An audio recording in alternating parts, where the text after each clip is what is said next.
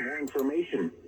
The National Weather Service in Louisville has issued a severe thunderstorm warning for LaRue County in central Kentucky, west central Monroe County in south central Kentucky, southeastern Simpson County in south central Kentucky, Hart County in central Kentucky, Allen County in south central Kentucky, southeastern Grayson County in central Kentucky, central Warren County in south central Kentucky, southeastern Hardin County in central Kentucky, Barron County in south central Kentucky, Edmondson County in south central Kentucky until 5:45 p.m. Eastern Daylight Time or 4:45 p.m. Central Daylight Time.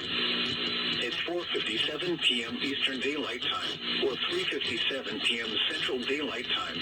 Severe thunderstorms were located along a line extending from 13 miles east of Litchfield to near Portland, moving east at 45 miles per hour. Get out of here.